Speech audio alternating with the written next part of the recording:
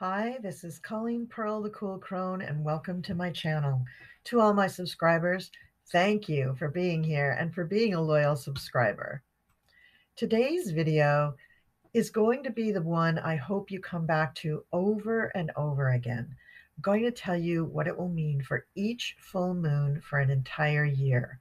I won't be discussing moon signs, that will be in another video, but what I will be talking about is having a full moon in each house of your chart, or even a full moon lunar eclipse.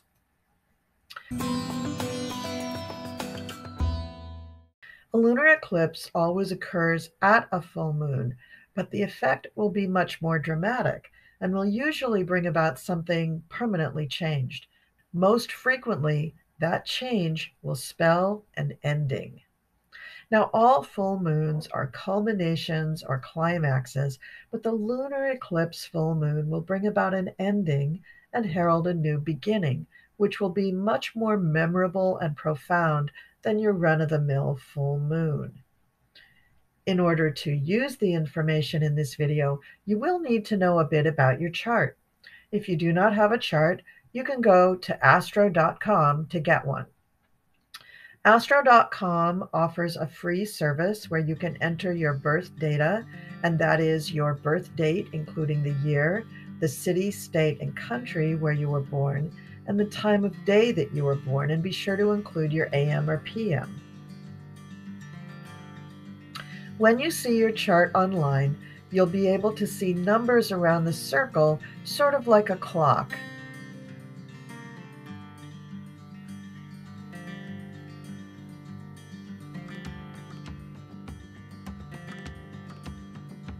These numbers tell you the house number, and the sign on that house number will relate to one of the houses I'm talking about in this video.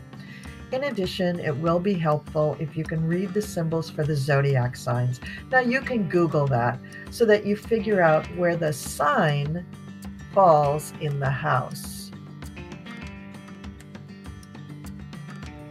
Okay, that's enough talking about what's in this video and what you need to know. Now let's talk about full moons and lunar eclipses as they affect you. So as you go through the year, we will have a full moon and a new moon in every house in your chart. So let's say that at the beginning of the year, we'll have a new moon in Capricorn because the sun is in Capricorn and that's where the new moon is going to land. And then we'll have a corresponding full moon in Cancer. So where will those fall in your chart? Well, let's say that you have Capricorn rising. That new moon would be in your first house and the full moon would be in your seventh house. So that's something to really think about. And that's something that I'm going to explain to you in the upcoming video. So let's talk about what the houses are. The first house is the house of the self. It's how you present yourself to the world.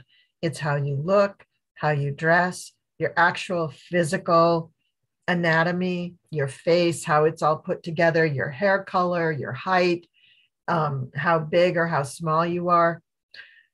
So it's really you. And definitely it's what people meet when you first meet them. They're meeting your first house, which is also the cusp of the beginning of the first house, is your rising sign. The second house is about your values. This is where we look for how people make money, but more what they value in life. And also when we look at partnerships, you want to be in line with the other person's values. So we would compare the second houses between the two charts of the two people who wanted to become partners, any kind of partners, marriage partners, business partners, whatever. The second house also shows what you value, how you manage your resources, and any kind of paycheck that you get. If you get a regular paycheck from more than one source, it's going to show up in the second house. The third house has to do with ideas and how you communicate. It's also early childhood education, the neighborhood that you live in, the community that you're in, your daily transactions on your way to and from work or school, whatever you're doing, your siblings, your neighbors, your cousins, things like that. The fourth house has to do with the actual home that you live in, the home environment, the land that your house or your apartment is actually on, the real estate, whether you own it or not, and the beginning and ending of your life. The fifth house has to do with games of chance, children, sports, love affairs, anything speculative, and generally how we go on vacation. The sixth house has to do with our job as opposed to our career. What do we do to really make ends meet? What are the relationships like with the people that we see at work every day? All right, let's move on to the second half of the houses. Seventh house. The seventh house rules partnerships, either marriage or business partnerships, also open enemies. And if you're some sort of a counselor, it rules the relationship that you have with a client one-on-one. If you're a client and you have a counselor, then it also rules that relationship. So I've already mentioned spouses, but really the seventh house is any one-on-one relationship that is very, very close. The eighth house has to do with sex, death, taxes, the occult, your attitude towards death, big money, money like not derived from a paycheck, like your mortgage, your retirement fund, insurance, and legal payouts. It can also have to do with the metaphysical and the study of the metaphysical, things that are hidden, things that you don't talk about every day, things that you don't show people every day. The ninth house has to do with foreign cultures, foreign lands, languages, the cuisine of foreign lands, higher learning, religion, philosophy, space, the internet, computers, social media, publishing, the law, basically concepts that reach the masses. The 10th house is your career, your legacy, what you will be known for, the public, and what you will work hardest at. The 11th house has to do with hopes, dreams, wishes, and group affiliations. This usually pertains to things that you're going to do after your career. So what are you going to do with the money you made from your career? Maybe you're going to put it into a charitable foundation, or maybe you're going to travel the world. That's what the 11th house is for, to tell us all about that. So it usually includes things having to do with retirement. And the 12th house is kind of a tricky house. This house I usually call the house where people go to forget. So these are people and things that you'd like to forget or that you've already forgotten. The subconscious, dreams, self-sabotaging ideas and concepts, people who live at a great distance from you. These are the kinds of things that fall into the 12th house. So that's the houses 1 through 12. Now let's take a look at what happens when a full moon or a lunar eclipse goes into that house. We'll start with the first house. So when you have a full moon in the first house, you can expect that a few weeks after the full moon, something is going to change or turn the corner in your own personal life.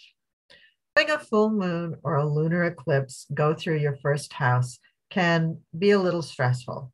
It can bring up very intense feelings about your appearance, or it can put a big stress or focus on your relationship.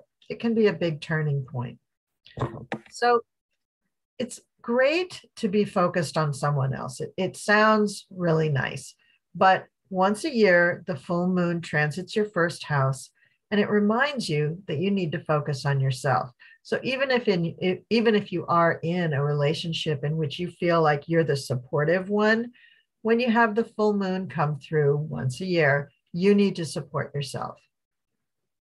It can't just be all one way. You can't always be the one giving. You'll burn out, your battery will drain, and you won't have anything left to give.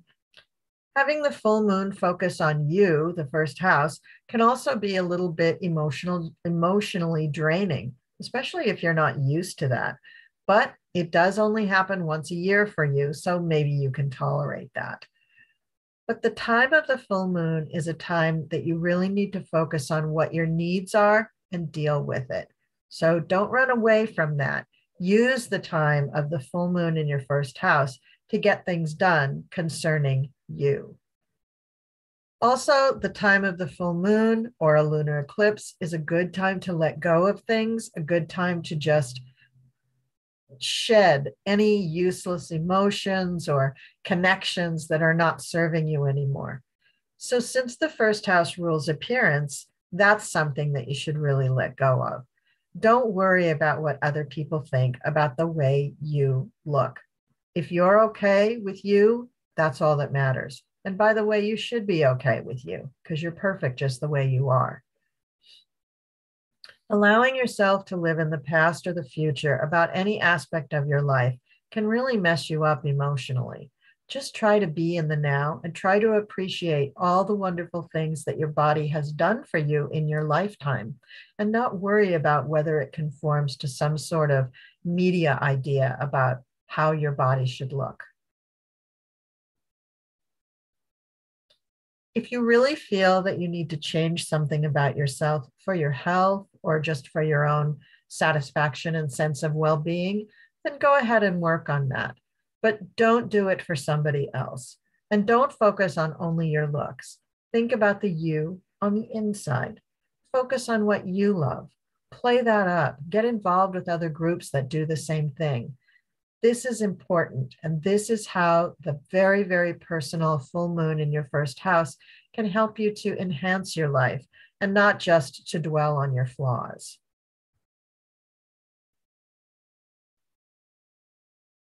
Now, because the full moon is always a yin and yang kind of situation, there will be an emphasis of some kind on you and your other, your significant other.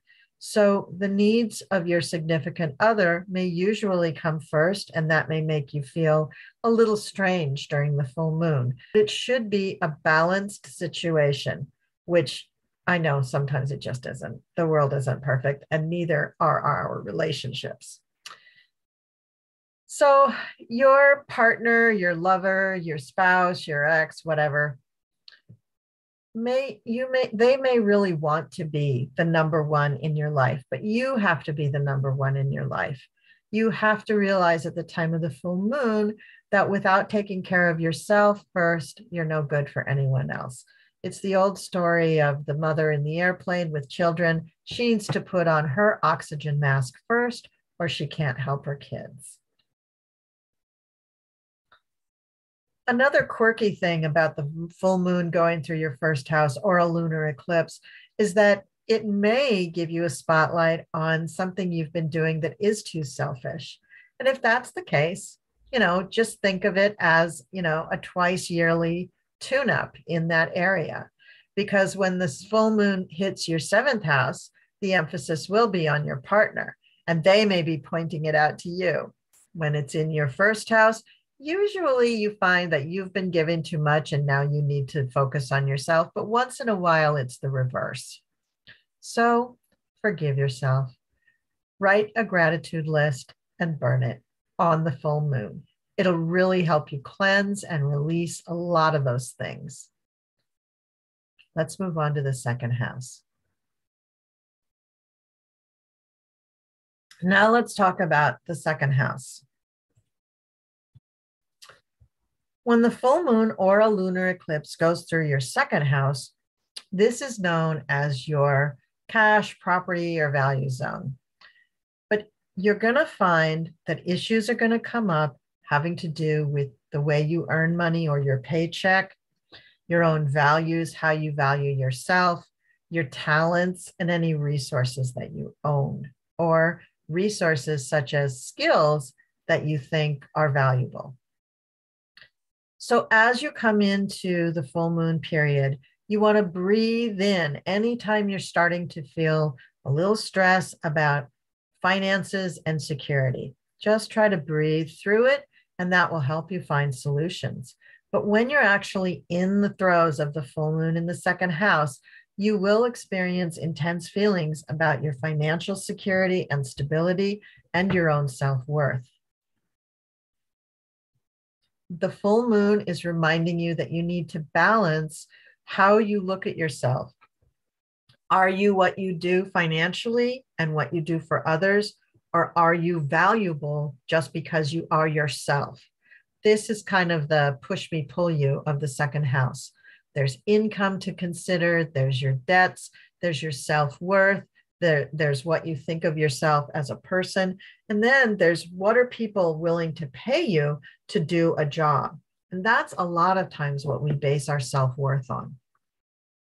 If you're making a major purchase, then you're doing it at the right time, because the full moon going through the second house is probably a time where you want to spend money. If you've been letting somebody else control you, just because they're your boss, or maybe it's a parent who from time to time gives you money, but only if you're good, then this is the time for you to break free. This is the time when you can assess your own worth and really stand up for yourself when it comes to your feelings of self-worth.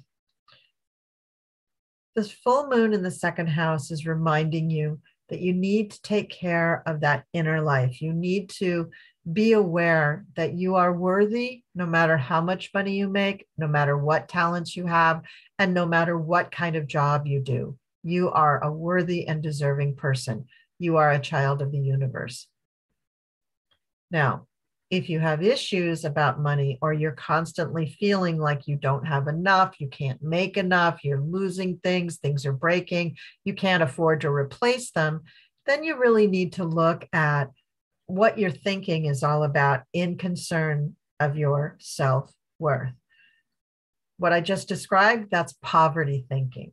If you're always looking at what's the next shoe to drop, what's the next bill that's going to come unexpectedly, then of course you're always going to come up short. But if you continually tell yourself that you are a powerful human being and you have plenty of money for all of your needs and just a little left over so that you can take a vacation once in a while, that money will start to come in. And I'm not saying it's just that simple, but in general, you want to focus yourself on the idea that you are capable, that you're not living in a van down by the river. You're capable of making your own way, of putting a roof over your head, of putting food on the table, and of living a comfortable life. That's all you really need to ask for, and the universe will give it to you. Now, at the time of the full moon, you may need to release some ideas that you have about poverty thinking and about your own self-worth in general. And the full moon is an excellent time to do that. So you can move into a better financial cycle, but just be aware that your self-esteem is very much attached to how much money you make and how much money you need. If your self-esteem is in the toilet, then you got to build it up. And there's plenty of information out there to help you with building it up. Now, if you're in a situation where you have loaned money to people, or you've done jobs for people and they haven't paid you, that's another issue. That's not a self-esteem issue. That's an energy exchange issue. I mean, maybe it is a self-esteem issue in that if you don't feel that you really have a right to go and demand the money from the people who owe it to you, then yes, it's a self-esteem issue. But if they're just plain not paying you, then there's a lesson there, and you need to address that lesson, and then you need to let it go.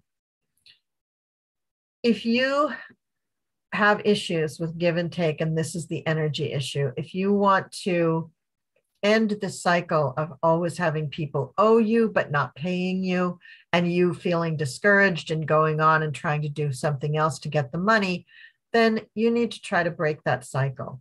So this is a good time to make an exit strategy from any relationships where people are not being fair, where they're not giving back just as much energy as you're giving out. It's a good time to get your head around the idea that the universe is an abundant place, and there's plenty of money for everyone. You deserve to be abundant. You don't deserve to be a slave to somebody else, nor should you have to beg for the money that's owed you. So again, the deal with poverty thinking is something to work on. Louise Hay has some excellent seminars that are free on YouTube now that go over this in detail, and she gives you lots of great exercises for working on getting rid of that poverty mindset. Be grateful for what you have. Acknowledge all of the blessings in your life. Make a gratitude list.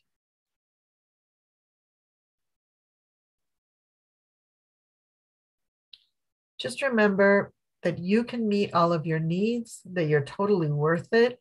And if you need to tell yourself that for 28 days until you believe it at the next full moon, then by all means do that. All right, now we're going to go on to the third house. The third house is known as the communication zone. So during a full moon transiting or a lunar eclipse transiting that third house, you may talk too much, or you may talk not enough, or you may say things that you really didn't mean to say. So talking can be an issue during this time. Now, the full moon can also bring up very intense feelings about siblings and neighbors, and about whether or not you should be honest about how you feel about them. So just be alerted to that as well as being, kind of a motor mouth when you don't mean to be. You can also be trying to subdue some not so nice feelings about people who you should really have warm and fuzzy feelings about. So it's nice to dream of getting away and taking a trip. And the third house definitely talks about short trips, not trips overseas, but just like the little weekend vacay kind of thing. So the details, though, need to be worked out, and you need to make sure that things at home are taken care of, because that's third house too. So it's a reminder that you do need to express yourself, that if you haven't been honest about your feelings, now's the time to start being honest. And whether you're talking face to face or over social media, you need to be clear, not hurtful, but just clear about what your stance is and what you feel about things. So if you communicate with siblings or neighbors over social media, just be tactful but clear and firm. Don't give in. Okay. Communications really have the focus during this full moon or lunar eclipse. Be aware that you may come across disagreements at this time. Don't let them get out of control. Don't say too much. Try to edit what you're going to say. Try to think ahead about what you're going to say, if you can, about certain subjects. For some people, having to talk during this full moon with it in the third house is a problem. So this full moon will allow them to sit down and have a discussion with somebody about a particular issue. And it may be an issue of longstanding and one that you've been avoiding or one that you're very uncomfortable with. So you might want to write out for yourself, what are the real points that you want to make? And when you see that list written out, try to take away the emotional side of it. Like if you're like with your neighbor, if your neighbor's dog always, poops on your lawn and they never clean it up, your list might say, it really makes me angry when their dog poops on the lawn and nobody cleans it up. Well, try to take the angry part out and just look at it in a more logical way. Well, the laws of the town are that if you walk your dog, you have to clean up the poop. So it stands to reason that if you're going to let your dog just willy-nilly come running over to my lawn, you need to come over and pick it up. No anger. It just stands to reason. So if you can put it in a more logical, more dry tone so that it doesn't have any emotion in it, you'll be a lot better off during this full moon or lunar eclipse. Same with problems with siblings. Try to take the emotion out of it and then discuss it a little bit drier. Not so, don't bring yourself to tears or them to tears. So and also try to edit what you say so that it's just the facts of what's going on.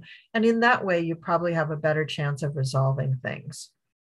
You want to find a balance between your house, your backyard, your little piece of the earth, right? And the whole world.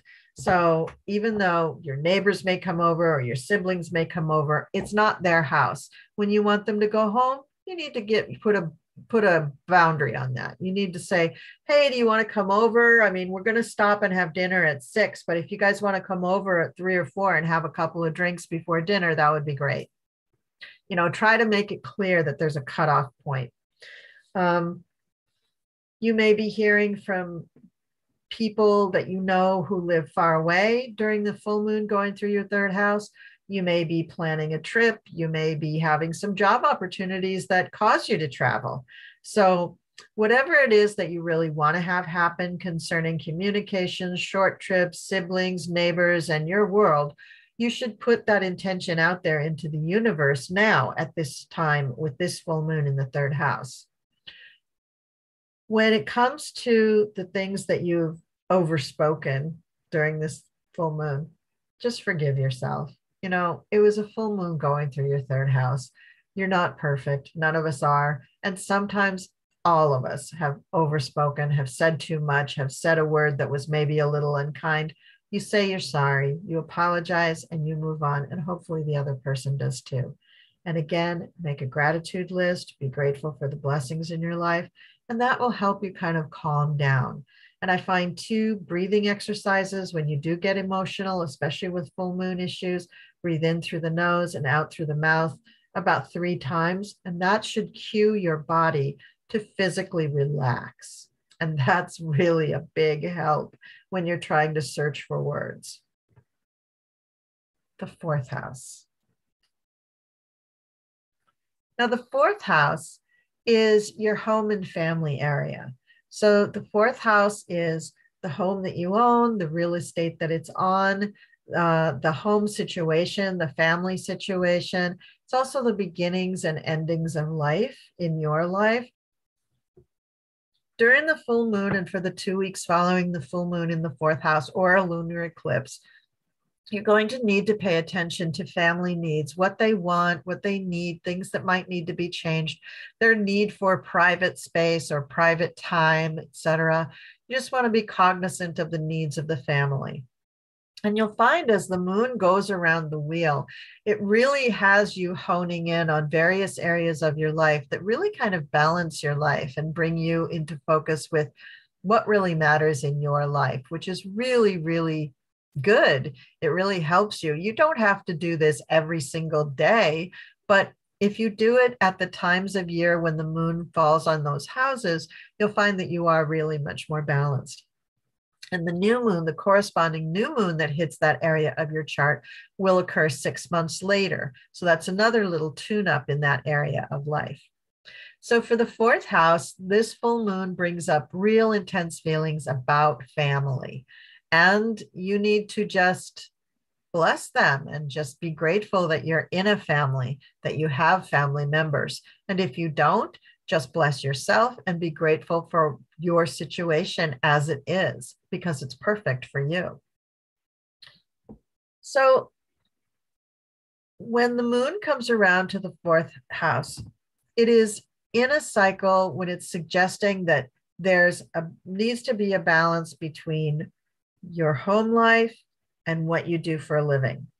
Now, you may consider this just a job, but if it's out in the public or if it's connected with longer term goals, then it's a career, and that's your 10th house. So these are the 2 houses that are really being emphasized, the 4th house and the 10th house.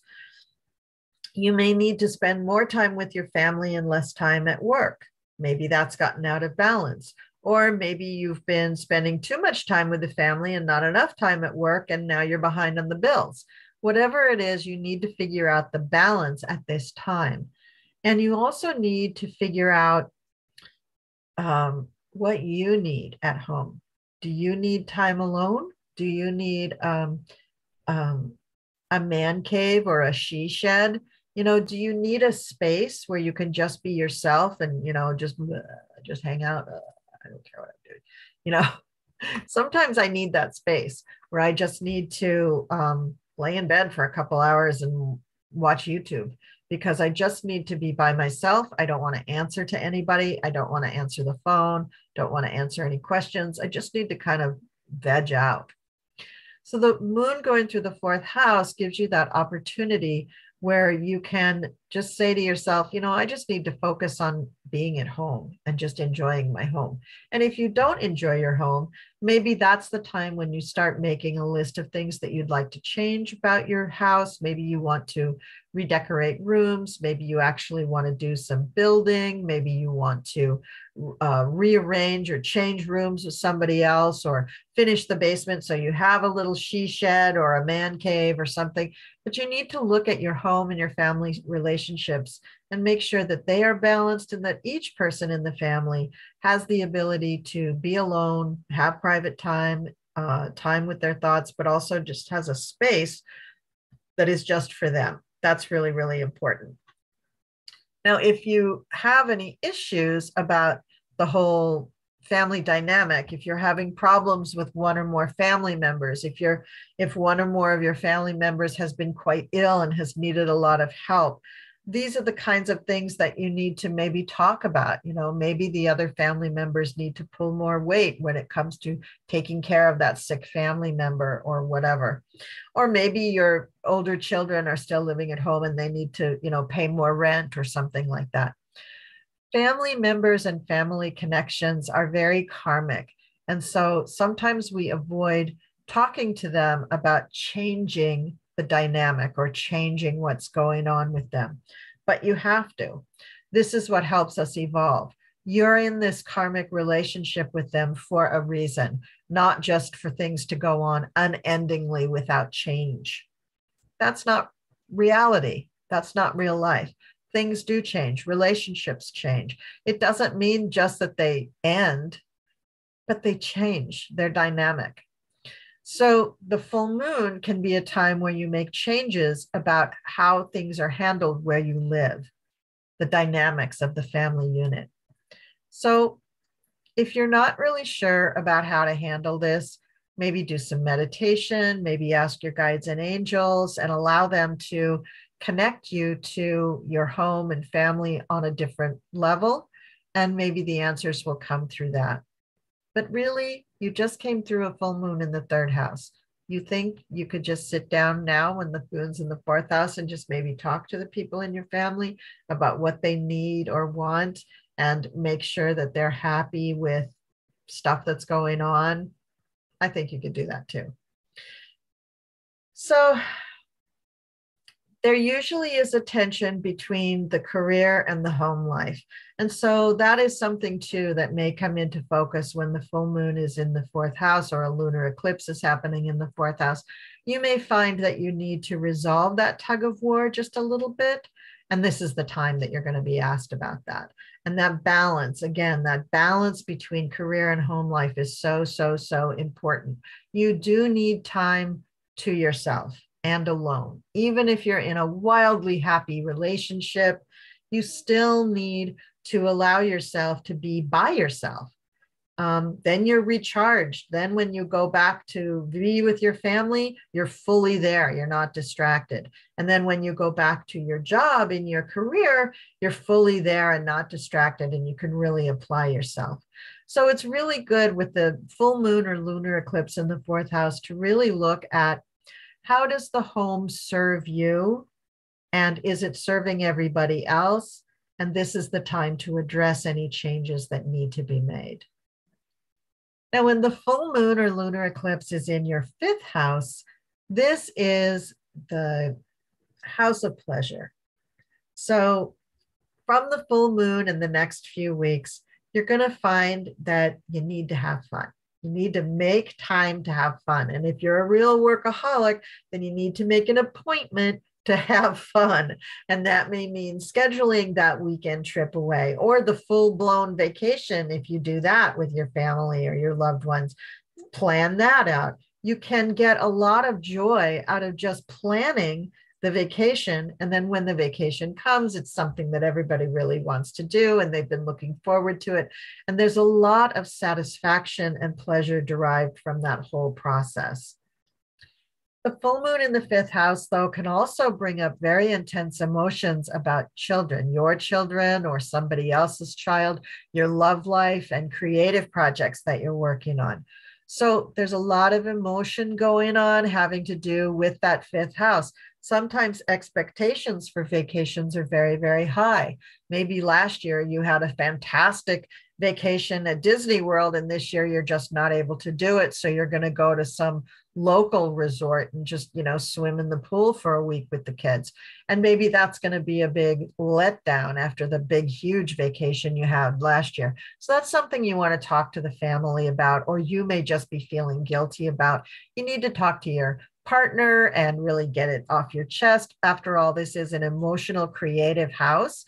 It's connected loosely with the sign of Leo, so it's dramatic a little bit. But if you're not feeling great about how you're having fun, how can you have fun, right?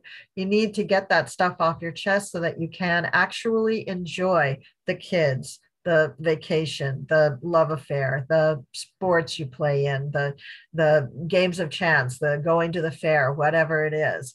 You need to be balanced and clear so that you can really have a good time at whatever those pleasurable pursuits may be. This can also be a house where you really get together with friends. And so you also need to, you've just come off the full moon from the fourth house where you really maybe needed some time alone.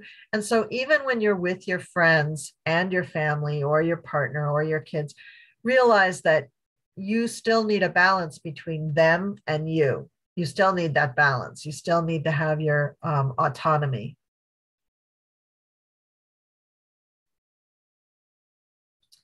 Now, going back to the people who work too hard, you need to let yourself off the hook when it comes to actually taking time off and just literally enjoy your vacation. The time that you work is hard work, probably, and the money that you spend on a vacation is usually a lot of money. So you want to make sure that you enjoy every freaking minute of it.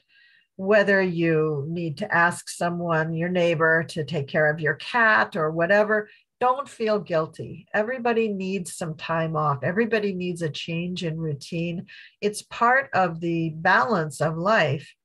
And we're here on this planet to enjoy all the things that a person in a body can enjoy. And that includes things like taking a stupid vacation, being a tourist or going to the beach or going to the mountains or going camping or whatever. You enjoy those things because your body is used in a different way, right? Maybe you're skiing or maybe you're swimming in the ocean, but your body is doing things in a different way. And that's pleasurable and you need that. So don't feel guilty about asking somebody to feed your cat, and don't feel guilty about being away from work for a couple of weeks. It's healthier that way. Now, what if we have both things going on, right? You have a creative project and you have a vacation. Well, you're going to want to, finish up that creative project or as much of it as you can before you go on vacation. That's how that works. Something that you'll need to balance with the moon in the fifth house is the balance between the needs of the group and the needs of you. So again, you have your autonomy.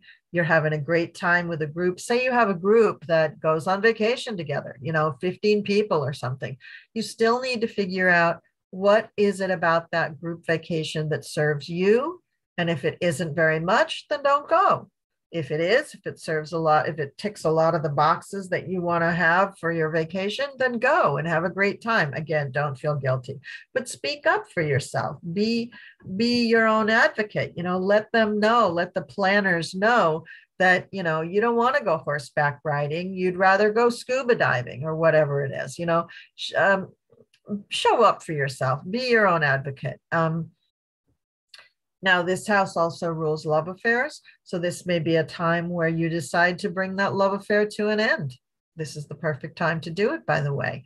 Full moons very often are the culmination and end point of certain relationships. So do it now.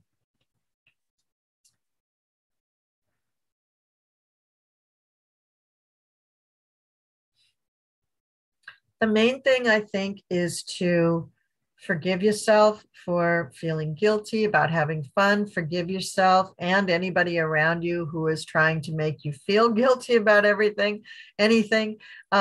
if there's anything about your kids, if you feel you're not a good enough parent, or if you haven't been serious enough about certain things, just let yourself off the hook.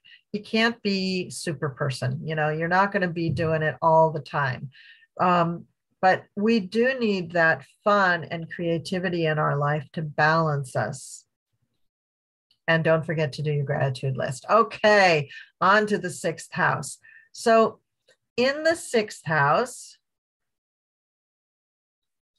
we're looking at ways to just be kind of zen, kind of chill. So this is the house for health, but it's also the house for daily work. So this is where you need to be at peace with your decisions about the job that you do. Now, the job and the career may be connected, or they may be separate things. Maybe in your younger life, you had a job, and once you did a career, you didn't really have relationships with people or something. But usually the sixth house also describes the relationships that we have with people with whom we work. Because a lot of people do have relationships with the people they work with because they spend so much time with those people.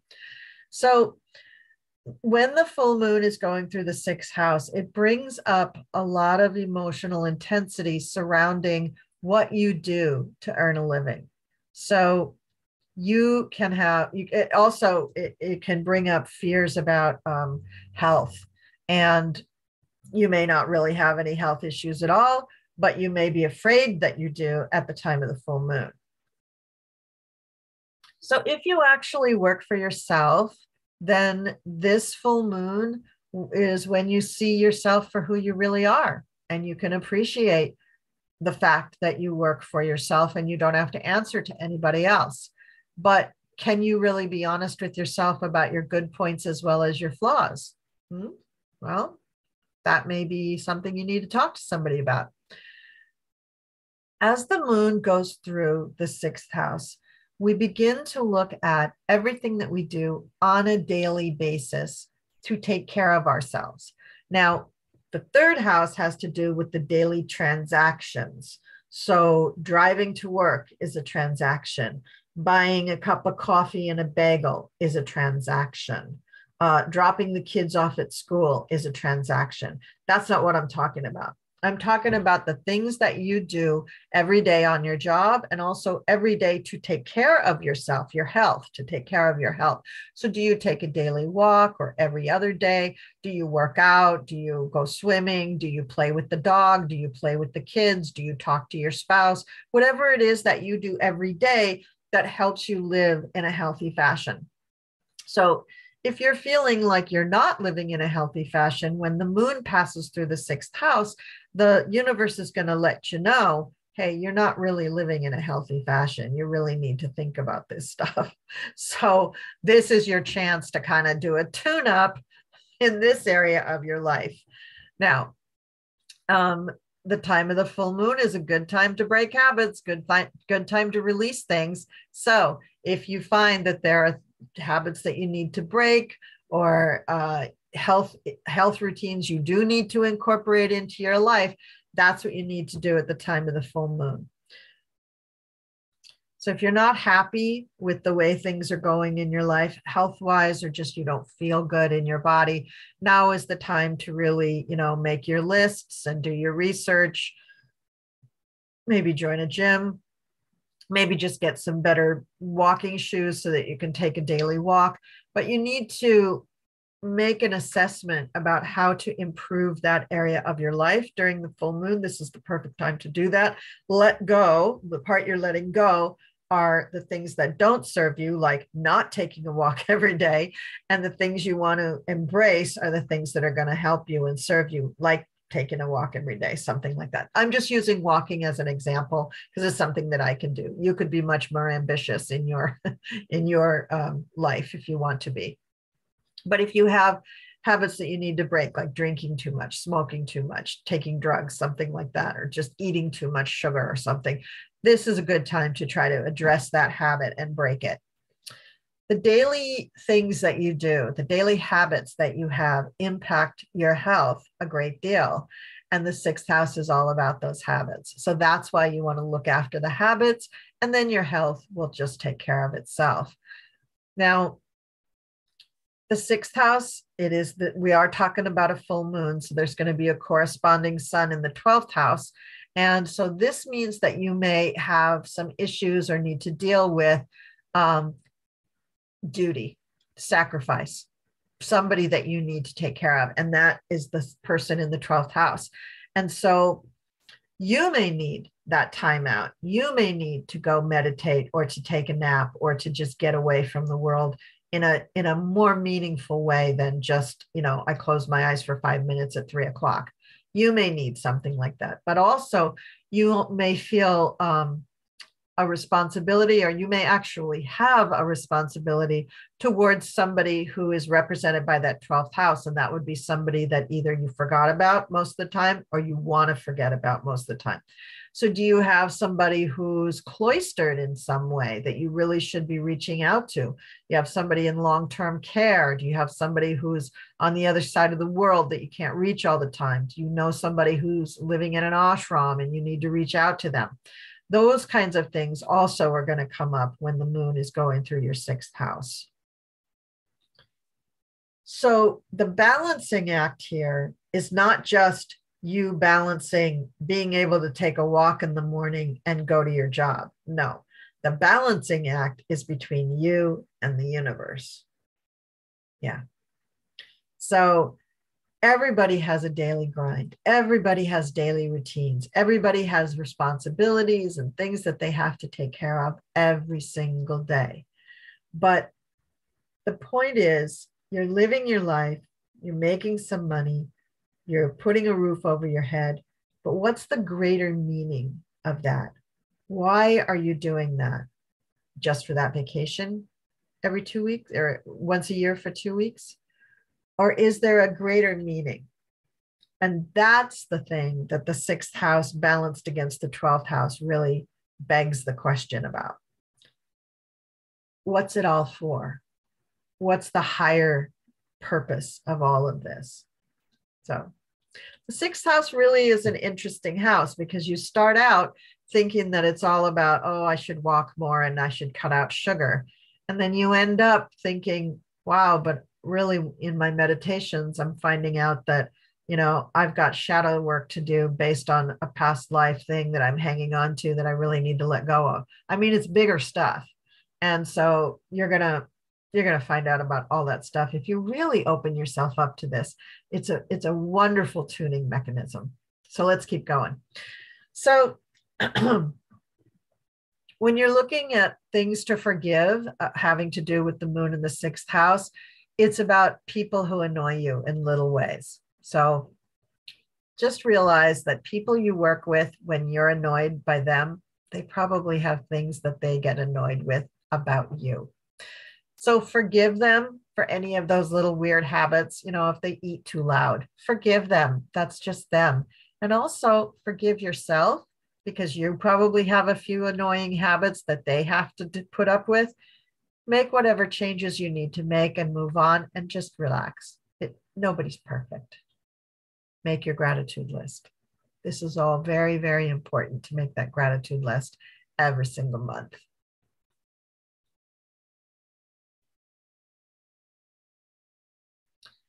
All right, moving on to the seventh house. So the seventh house is the relationship house, or the house for partnership and spouses and marriage. And as you have the full moon happen in your seventh house, this could herald the dawn of a new relationship. Very often relationships start after that seventh house is stimulated by the moon, because the moon is your emotions. You will have intense emotions about your love life and relationships when the moon transits your seventh house, especially when a lunar eclipse transits that seventh house. So the full moon suggests that you step aside for just a little bit, that you don't focus so much on yourself, but focus a little bit more in your other half, a marriage partner or significant other, or even a business partner. you do need to take care of yourself. So it is good for you to focus on yourself and be your own advocate most of the time. But you do need to balance that. You do need to help other people, especially your partner. You do need to be supportive of your partner. And if they need your attention, you need to give it to them. And at the full moon, there's also closures happening. So if you're in a relationship of some kind, again, this is a good time to end things. You need to talk it out with them, make sure that there's true closure there so nobody's left hanging. So I did say with the fifth house, that's a good time to also end things. The difference with these two houses is that the fifth house ending would be appropriate for a relationship that is not super, super serious. In other words, not a relationship that you even expected to last for the rest of your life. The seventh house is a relationship that you did expect to last for, if not the rest of your life, at least a very, very long time. So that's what that's about. Now, you may have issues about relationships, and this full moon is going to bring those up. So any issues that you have from past relationships that you're imposing and bringing forward on your current relationships, that's messed up. You need to deal with that stuff either with a therapist or your higher self.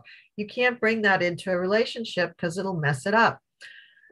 On a karmic level, you get into relationships with another person in order to learn something and to progress and grow spiritually, emotionally too. So bringing your baggage into people is not what it's about. And just having somebody to take out the garbage is not what it's about. The coupling of the two of you should bring an exponential opportunity for learning, something that you couldn't possibly learn on your own. And it may be uncomfortable sometimes to learn that, but if you get to the other side and you can appreciate that lesson, it's a beautiful thing, and the love matures and the love grows, and it becomes this really beautiful blossoming flower that just keeps producing blossoms throughout your life. Now, you may be in a relationship with somebody who really pushes your buttons, and they may seem to bring the worst out in you. But this is an excellent opportunity for you to learn about yourself. Why do you need those buttons pushed? And why do you stay in a relationship with somebody who pushes them? So the two of you can really evolve through a relationship if both parties are willing to work. Not that isn't always the case. A lot of times it's only one partner who wants to work on it and the other partner's like later. So, it's a challenge, I think, to get into relationships and to grow in relationships, but it's really important for your evolution and theirs. So this can be a time where you decide to sever ties with the person. And I think that's all too common, that people are not lazy, but they're just not willing to invest enough in order to get to that next level in love. All right. The thing that really brings the most tension is that being in a relationship allows you to see where you are and who you are as a solo person, but who you are in a relationship too. And there may be some uncomfortability there, or there may be some real comfort there.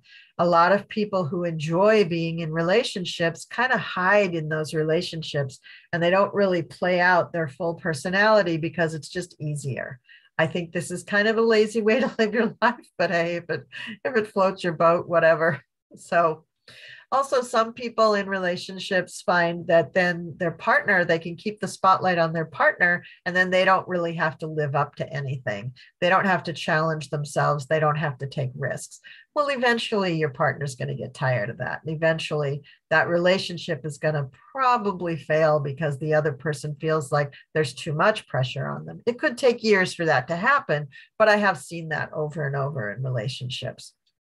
So if you are in a relationship where, like I said, the buttons are being pushed continually, aside from asking the question about why you need buttons to be pushed, you should also be able to speak to your partner and find out why they need to push the buttons. It's a two-way street. Both of you are learning lessons here. And the full moon is a really good time to get into both of those issues. So again, if the relationship needs to end, then no harm, no foul, asking about the button pushing.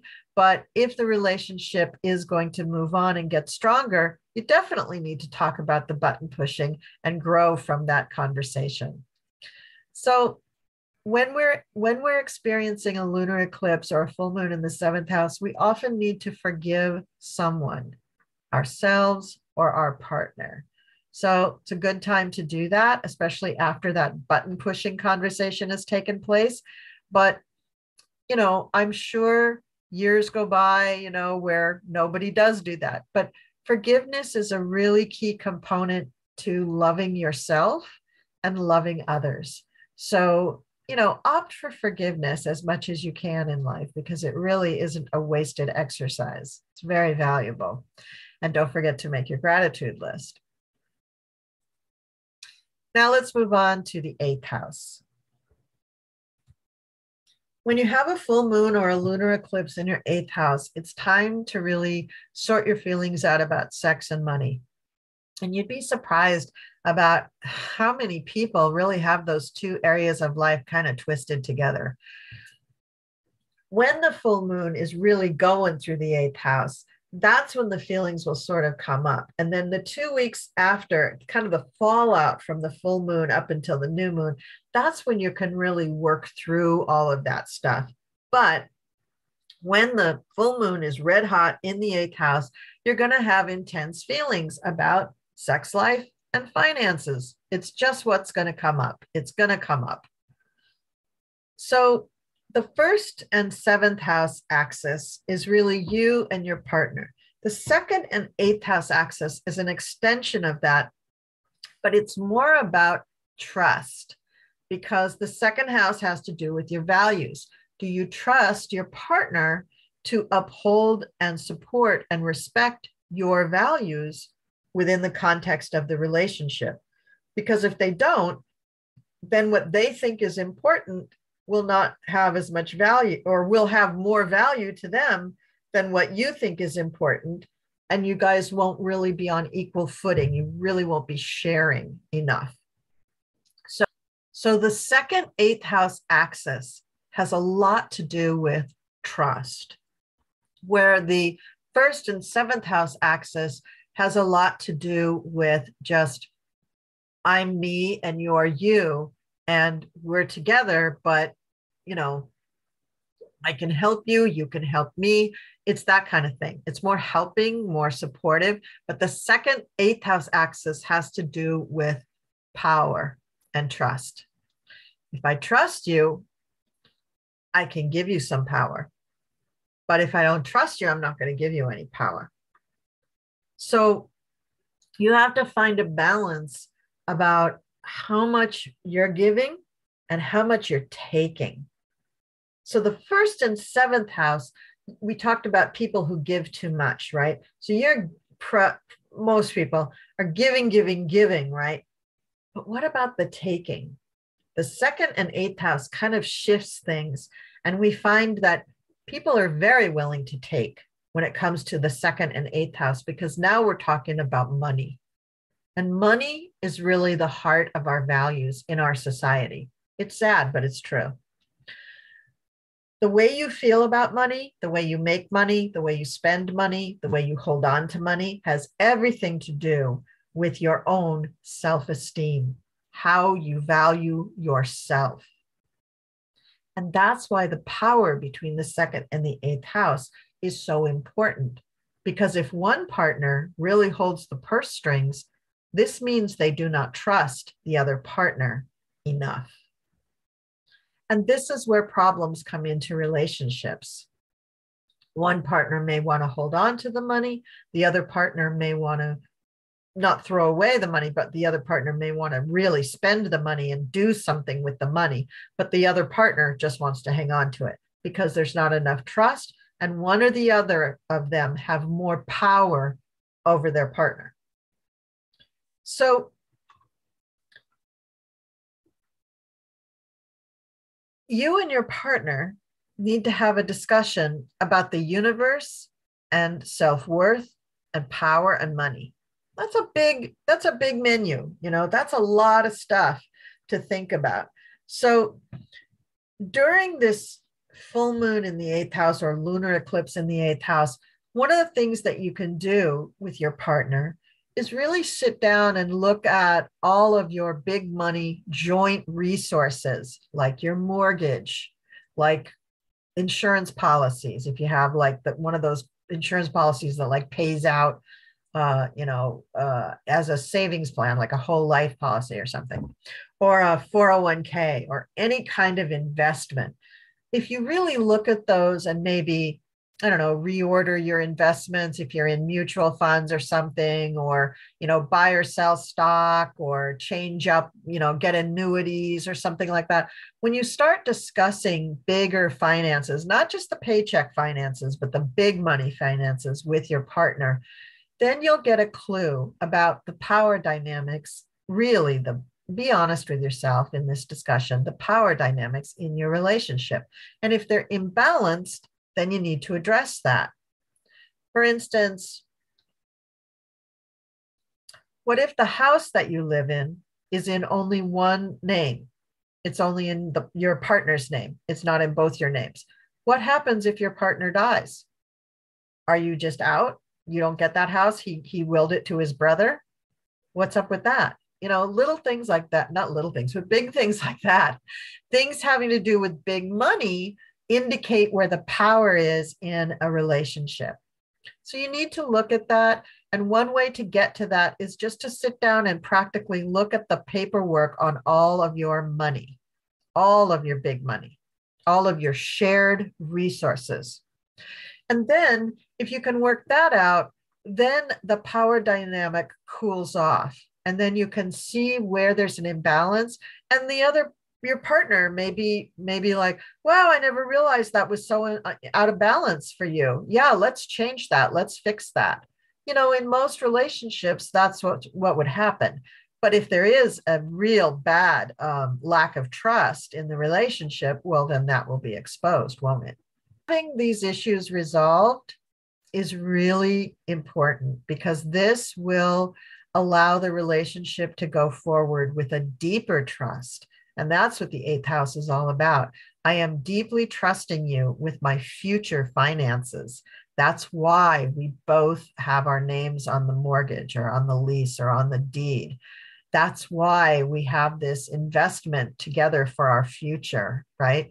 So the eighth house can transform. The eighth house is the house of transformation also.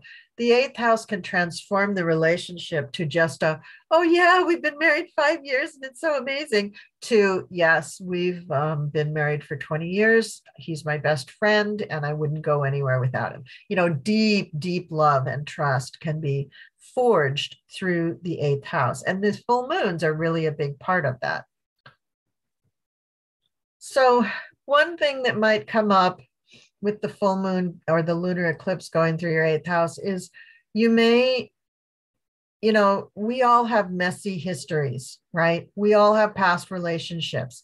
And there may be something that you broach in your conversations with your partner that is out of bounds. Maybe they had a previous spouse and maybe, the house that she still owns, isn't paid off. And that's why your name's not on this house because he's still got all these other houses going on. There could be a million reasons. So if there's anything that you've, stuck your foot in it, or you've overstepped, or you've hurt somebody's feelings or whatever, just forgive yourself, say you're sorry to them, and just really try to move on. And then make your gratitude list and you can move on. Now we're going to talk about the ninth house. And the ninth house is also known as the big picture zone. It gives you the bird's eye view of your little portion of the universe that you deal with. So in the 2 weeks after the full moon, connect to your ideas and your desires about study, travel, and the universe. Because that's what the moon is highlighting when it goes through the ninth house. You'll have intense feelings about your mission in life, your karma. What are your life philosophies? Now, the karma really was in the eighth house, but you were dealing with so many specifics of your joint finances when the moon was going through that house that you kind of missed that it was a karmic house. And honestly, you can't address karma in that direct of a way. You can't just set it up that, oh, now I'm going to cure karma. You know, that isn't the way it works. You work on relationships with yourself and others, and that's how that karma stuff gets burned off. But in the ninth house, you can certainly wonder about it and think about it and journal about it and meditate about it. That's a good thing to do when the moon's in the ninth house. So something that usually comes up for people when the moon is going through their ninth house is, you know, instead of the big picture, have they been bogged down by the little picture? Have we been, you know, so focused on the everyday details of life of, you know, feeding the cat, feeding the kids, walking the dog, getting up and going to work again, you know, that we forgot to realize that, you know, life is this big, beautiful party that we have down here on earth, and we should enjoy as much of it as we can. You know, we should enjoy being with our spouses or not with our spouses, enjoy being ourselves, enjoy expressing ourselves, enjoy our career, enjoy our creativity, enjoy all the things that we can, right? But we do get bogged down in the details of everyday life. And that's why the moon, once a year, transits through the full moon, transits through the ninth house. And then in 6 months, the new moon will transit through the ninth house. So sometimes you just need to step back and look at the forest and not focus on the trees. That's all the ninth house is saying to you. That gives you a chance to grow and learn about things, to maybe take up a hobby or a study of something that you never really thought you wanted to learn about before, but you just want to learn it. Like maybe you've always wanted to learn how to speak Portuguese, right? It's a tough language, actually. So maybe now you've just decided, you know what, maybe I'm just going to buy something on Audible, and I'm going to listen to Portuguese in the car, and it's just going to be great. So now is the time to do that. It's a great time to push yourself into another realm, into another place, to be adventurous with your mind, with your desires, with your philosophies, with your goals in life. That's why the moon goes there at least once a year. So that you can have a chance to expand your horizons. Now, one thing that people find when they're contemplating the moon in their ninth house is that they may want to be in two places. They may love their home. They may love all their people at home, but they may long to see other lands. They may long to travel. And if you travel very far away, that's not a weekend deal. You know, that's at least weeks away from home, if not months. Maybe you want to move to another country. That may be something that comes up when the moon is transiting your ninth house. But also your faith, your philosophy, any kind of a religious thing that you want to look at, any spiritual matters that you want to look at. This is also the ninth house, and this is a great time to do that. You may be held back by cultural dogma or family dogma, things that you were raised with that you think are just not possible. But if you, as an adult, if you desire to grow spiritually, to change and expand your understanding of the world around you, you can go for it. It may take you a while to sort of open that door if you've got a lot of dogma to get through, but you can. Nothing's stopping you. And the ninth house moon is telling you, yes, I'm here for you to explore. Please explore. And then in 6 months, the new moon will be there, and maybe you start a new project. So, all right. Don't forget to make a gratitude list. Now, this is a big house. This is the 10th house. And this is the career place. This is where we look for planets in the 10th house, dictating what kind of career you may have, how well you'll succeed in that career, how you'll be received by the public for that career. And when the moon is transiting this house, you can have intense feelings about your career and your professional success or lack of success. So for some people, the idea of putting themselves out there and really trying for the highest stakes possible is just too much. So they lay low and they don't try too hard, and they only attempt things that they know they can accomplish. But you've just come out of the 9th house where it's kind of expanded your vision of what the world should be. So step out of the shadows and get into the limelight. Test yourself, challenge yourself. The full moon in the 10th house is saying that it's a great time to put some emotional energy into your professional life. So whatever it is that you want to do, don't hold back. Just try to get yourself out there and do it. Now, remember that every time the full moon goes through a house, that's also something in that house that could end. So it could be that you're getting ready to finish one career and start a new one, or finish a project and move on to the next. If you're a gig, if you work on gigs and, that gig may end and you may have to start a new one. So your goals come into focus at this time. You may find that you get accolades for a job well done in your career at this time. You may find that there's just a spotlight, that there's just an expectation of something happening next in your career. So you may want to take the bull by the horns and, try for a promotion, try for a new job within one company or a new company. Things having to do with your career definitely will be in focus when the moon is going through the 10th house, or a lunar eclipse going through the 10th house. For some of you, it will be just a big project coming to fruition. For some of you, it could be a whole change in career. Usually when you have a big momentous milestone in life happening, it's not just one planet that indicates it. It's not just a full moon in your 10th house. It would be, involvement of other major planets touching major planets within your natal chart. And then the trigger is that the moon transits over the 10th house, boom, that's when everything starts or goes, but the other planets have kind of laid the groundwork. So when the moon goes through these various houses, it's not necessarily meaning that everything about that house is going to come to an end. Okay, I just wanted to make that clear. So again, you're going to have the emphasis between the 10th and the 4th house. So the work-home balance is going to be in focus at this time. And you need to address any tensions or demands on either end of that axis and make sure that you can handle it. You can't be all things to all people. You can only be you. So make sure that it pleases you too, that balance is in line with you, who you are, what you want out of your career. And if you feel that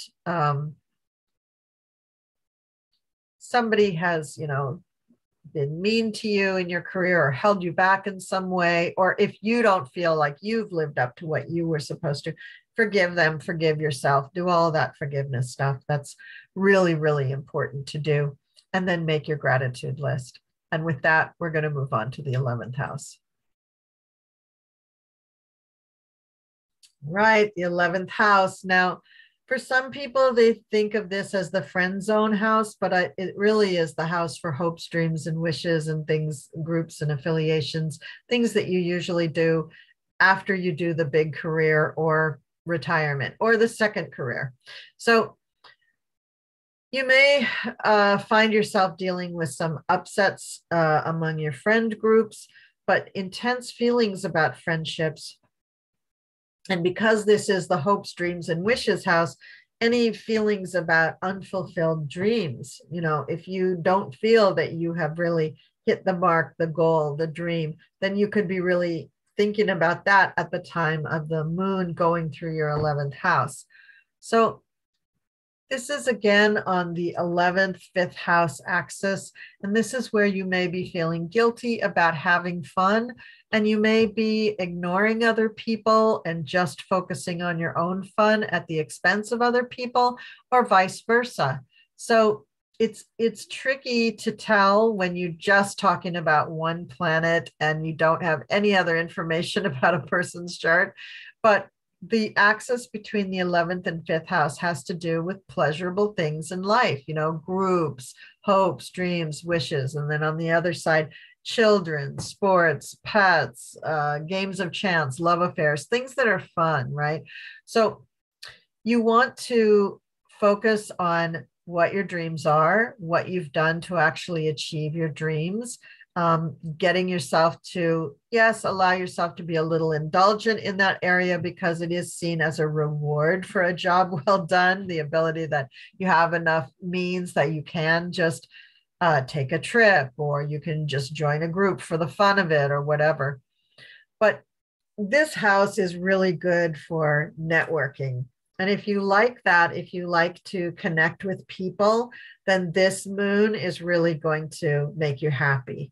And you're going to feel really excited about meeting new people, about possibly joining new groups, about fulfilling a dream, or filling in the blanks on a dream that you partially were able to achieve.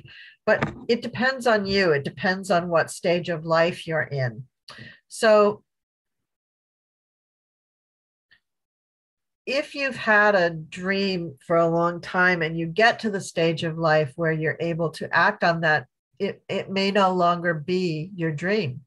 A lot of times we set up these dreams and goals when we're quite young, and then we work for 20 or 30 or 40 years at a career.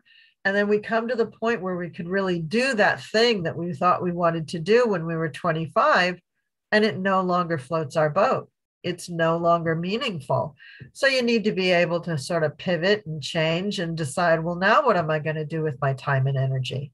So that's when you know that you've really kind of grown up, is when you can let go of those things from your earlier part of your life and really embrace what it is that you want now. And what you want now may be to continue working in the same area, but maybe for a different company, or maybe for free. Maybe you just want to volunteer so that you can call the shots on your own.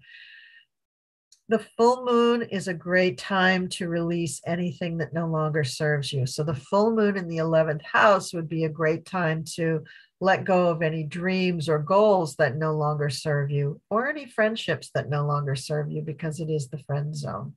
So think about that. So any issues that you have about what you really thought you wanted, let it go if it doesn't serve you. If there's dreams that didn't manifest or friendships that have been troubling you, let them go if it's just not what you need and not what you want. Find the balance between who you are and who your friends are. You may be a part of a group where the people seem quite homogenous. They're all kind of the same in the group and you're the odd duck, right?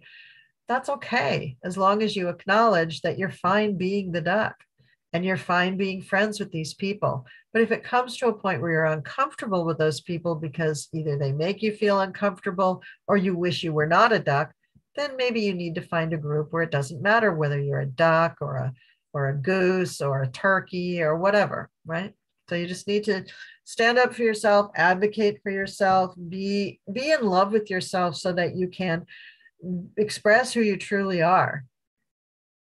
At any rate, every time, once a year, when the full moon or lunar eclipse falls in your 11th house, you will have to attend to something having to do with the 11th house. It could be a social circle. It could be one particular friendship.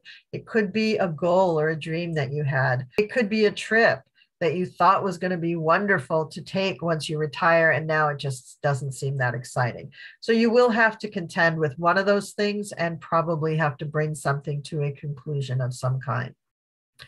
Forgive yourself, forgive any of those people that you're involved with if they don't live up to your expectations, because this is an aspirational house. So your goals, your feelings are quite lofty, are quite idealistic, and people may not live up to those ideals. Just be grateful that you can forgive yourself for having too high of ideals.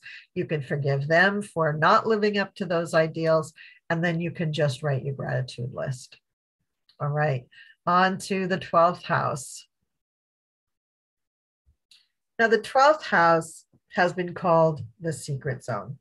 So after the full moon and after the full moon, make sure you take some time out. Make sure you take some time just to be by yourself, just to chill, just to self-evaluate or take a bath or be out in nature or just huddle under the covers in your bed. You may have intense feelings about what it is that you do when you're alone. Your secret self may be somebody that you're not ready to expose to the world. And at the time of the full moon or lunar eclipse in your 12th house, that's when you may be feeling it a lot. So life has probably been very busy, and that's why you need the time off. But in addition to just needing time away from other people, you may also be feeling really exhausted or tired or spent, or like you just can't talk anymore to people, or you just can't keep up with the demands of your daily life. So you need to recharge your battery. You need to meditate or do some yoga. You need to strike a balance between working and taking time out, so that it's not just like, I need 2 weeks to just lay on the bed like this, so that you have regular times where you get to do this. And when the moon comes through the 12th house is the time for you to set that up. That's the time for you to say, you know what, I have been just pulling myself in every direction, and I don't want to get to this point again. So I'm going to put into practice a regular time, like once a month, I just do a full day on a weekend that's just me. Maybe that's all you need. And remember, this is now the access between the 12th and the 6th house. And the 6th house was also a place where you had to find a balance about taking care of yourself. So it's an ongoing theme here between 6 and 12. In order to take care of yourself, in order to fully be yourself, you need to care for your psyche as well as your physical body. The 12th house is the house of self-sabotage. And very often our behavior is the self-sabotage. It isn't that we, forget to pick up orange juice on the way home from work. That's not self-sabotage. Self-sabotage is knowing there's no gas in the gas tank, but pulling into the parking lot at work anyway, and then being surprised or angry when you can't get home because you run out of gas. Self-sabotage is what we do when we're angry at ourselves about something. We're punishing ourselves. So when the moon is in the 12th house, figure it out. What are you angry about within? And these can be the trickiest things to try to figure out. One clue is that where you find yourself becoming emotional, if you pull on that thread of that emotion, usually it'll lead you into what it is that you're self-sabotaging about. So the 12th house isn't easy. It's a little tricky. But issues in the 12th house are things that you don't want to talk about. It's things that you want to hide, things you want to forget about, people you want to hide, people you want to forget about, and then you go feel guilty about them. So the 12th house is a tricky one. Of course, we'd all be better off if we had a therapist to go through our 12th house with us. But the whole key of the 12th house is that you kind of have to go through it alone. So the tug of war here is that you have things that you have to keep doing every day to keep life ticking over. And yet you also need to take time out to relax and to recharge and to gain inner peace and balance again. So you may be embarrassed about the secret self. You may be annoyed, or you may be confused and just completely baffled by your secret self and unable to really nail down what it is that you need to unravel. What is the shadow? How do I release this?